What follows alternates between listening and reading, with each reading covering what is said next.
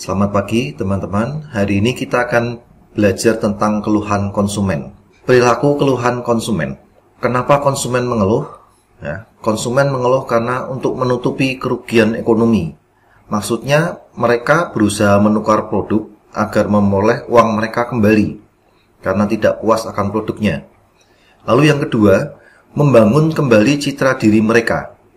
Karena produk yang dibeli itu mencerminkan citra diri mereka. Untuk memperbaiki citra diri, konsumen menyebarkan kabar yang negatif.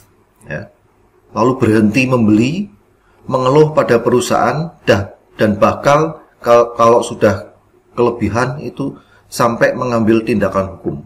Lalu kita lihat faktor-faktor yang mempengaruhi keluhan konsumen. Karena ketidakpuasan meningkat, karena tidak puas beli produk. Lalu sikap mengeluh meningkat. Lalu yang ketiga, manfaat yang didapat dari mengeluh meningkat. Lalu yang keempat, perusahaan disalahkan. Lalu yang kelima, produk tersebut penting bagi konsumen. Dan yang keenam, sumber yang ada untuk mengeluh meningkat. Ini faktor-faktor yang mempengaruhi keluhan konsumen karena mereka tidak puas. Asalnya karena tidak puas. Atau kadang produk tidak sesuai dengan yang dipromosikan. Oke, sekarang kita mengidentifikasi keluhan konsumen. Memahami keluhan pelanggan itu sangat penting. Karena ketidakpuasan satu orang bisa berdampak panjang. Karena mereka pasti akan menceritakan hal-hal negatif ke teman-temannya.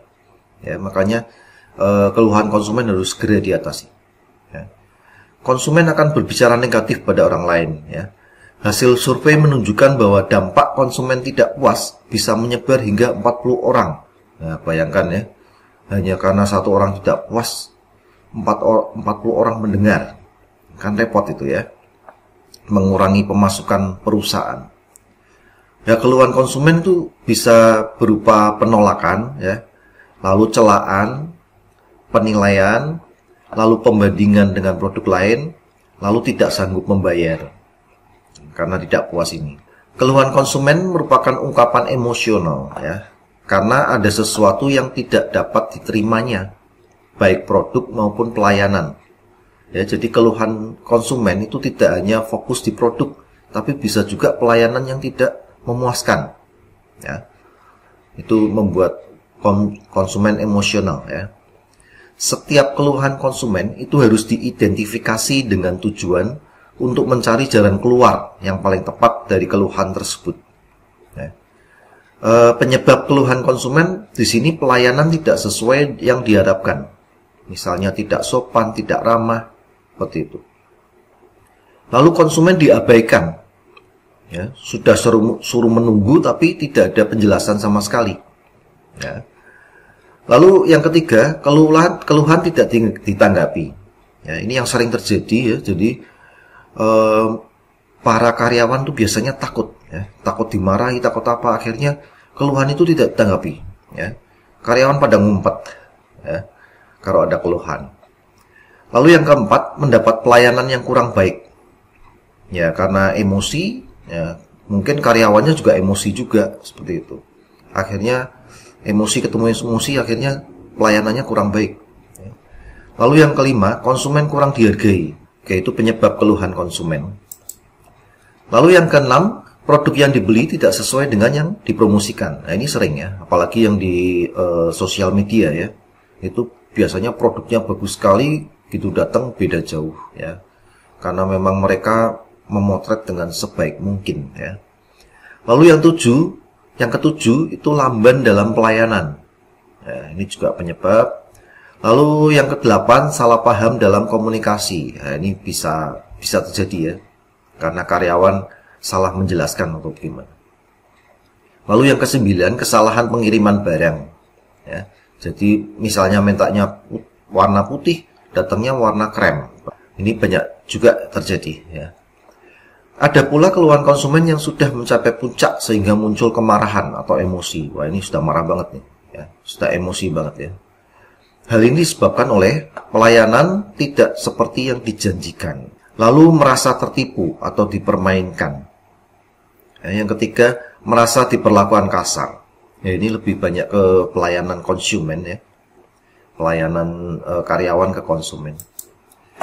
Lalu yang keempat, dilayani petugas yang tidak kompeten ya. Ini biasanya kalau mungkin masih baru ya, tidak didampingi yang senior, ini sering terjadi seperti ini. Lalu keluhan tidak ditanggapi ya, yang seperti tadi ya, pada ngumpet itu ya. Lalu ini juga saling lempar tanggung jawab. Nah, ini kalau sudah ada keluhan, karyawan-karyawan pada lempar tanggung jawab ya. Lalu yang 7, prosedur yang berbelit-belit ya, kadang dilempar sana, lempar sini seperti itu. Atau harus menyiapkan ini, menyiapkan itu seperti itu. Lalu yang 8, kesalahan yang berulang-ulang terjadi ya. Lalu yang ke-9, merasa dilayani tidak profesional. Dan yang ke-10, kesulitan dalam pembayaran barang. Selanjutnya, mengantisipasi keluhan konsumen. Keluhan konsumen itu harusnya segera diatasi ya. Ada 2 tindakan untuk mengantisipasi keluhan konsumen. Yang pertama, tindakan preventif. Preventif itu pencegahan ya. Tindakan ini dirancang dengan menyusun keluhan secara prosedural atau profesional. Misalnya disediakan kartu komentar ya, jadi mereka datang udah langsung dikasih kartu komentar. Lalu belangko keluhan pelanggan, ini bisa juga ya. Lalu yang C, saluran bebas pulsa bagi keluhan konsumen ya. Ini perusahaan-perusahaan besar tuh biasanya memberikan bebas pulsa ya. Lalu yang D, kotak saran ya, saran-saran dari konsumen. Lalu email keluhan konsumen, kalau ini jarang ya email ya. Lalu yang kedua, tindakan kuratif. Yang dimaksud tindakan kuratif itu tindakan yang harus dilakukan ketika konsumen telah merasakan tidak puas terhadap produk ya. Jadi ini ketidakpuasan ini terjadi dulu ya. Sudah terjadi maksudnya ya, baik produk, harga maupun pelayanan. Keluhan diterima, kemudian diidentifikasi, solusi untuk keluhan bisa dicari dengan lebih terarah. Ya, ini harus segera ya, harus cepat. Karena ini konsumen sudah merasakan tidak puas dulu. Ketika memberi solusi untuk keluhan, perlu diperhatikan hal sebagai berikut. Yang pertama, kita harus menunjukkan empati kepada konsumen ya, seolah-olah kita juga merasa tidak puas seperti itu. Ya, jadi kita ikut merasakan. Ya, itu empati. Lalu yang kedua, terima dan dengarkan semua keluhan dengan seksama. Ya, jadi kita tidak boleh menyela, tidak boleh juga emosi. Kita dengarkan dulu semua keluhan yang ada. Ya. Lalu yang ketiga, adakan pendekatan pribadi, seperti menanyakan nama, menanyakan alamat. Ya, siapa tahu tetangga ya. Jadi dengan pendekatan pribadi ini emosi bisa sedikit diredam ya. Lalu ajukan pertanyaan yang berhubungan dengan keluhan ya. Keluhannya apa seperti itu. Apa yang membuat mengeluh? Yaitu didata dulu ya. Siapa tahu salah prosedur ya. Lalu yang kelima, berikan solusi yang tepat untuk menguntungkan kedua belah pihak ya. Jadi usahakan win-win solution istilahnya ya. Solusinya tepat, perusahaan tidak rugi, konsumen tidak rugi ya. Jadi sama-sama mengambil jalan keluar yang baik. Lalu reaksi perusahaan terhadap keluhan konsumen ya. Para pembuat kebijakan, maksudnya pimpinan-pimpinan itu sangat memperhatikan keluhan konsumen. Bila mereka menganggap keluhan konsumen itu sudah sering terjadi, mereka akan membuat aturan baru untuk meringankan masalah. Ya. Perusahaan harus memiliki mekanisme untuk menangani keluhan konsumen, diantaranya nomor bebas pulsa, ya. Lalu fasilitas ganti rugi, kalau memang itu kesalahan dari perusahaan, perusahaan harus siap ganti rugi. Ya. Lalu permintaan maaf tentunya. Selanjutnya adalah keluhan dan exit behavior. Ya. Exit behavior itu mengacu pada pilihan konsumen untuk meninggalkan hubungan. Ya. Stop sudah ya. Dan tidak mengkonsumsi produk. Atau kalau memang dibutuhkan ya paling mengurangi. Ya. Jadi ini konsumen udah jenuh ya dengan ketidakpuasan, akhirnya kemungkinannya ini ya.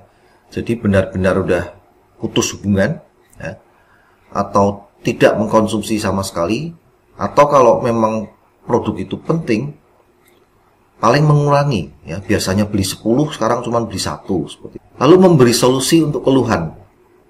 solusi untuk keluhan konsumen itu sangat penting ya, agar kita tidak kehilangan konsumen. Makanya keluhan itu harus segera diatasi. Ya, karena repot kalau kehilangan konsumen itu repot ya. Pendapatan akan berkurang tentunya. Belum lagi mengabarkan berita negatif ke 40 orang, aduh lebih ngeri lagi ya. Lalu jika perusahaan berhasil memberi solusi terbaik, ya, menurut penelitian 98% konsumen tetap bersedia menjadi pelanggan dan tidak pindah ke pesaing. Ya, lumayan kan, 98%. Oke, itu saja materi keluhan konsumen. Selamat ketemu di pertemuan selanjutnya. Selamat pagi.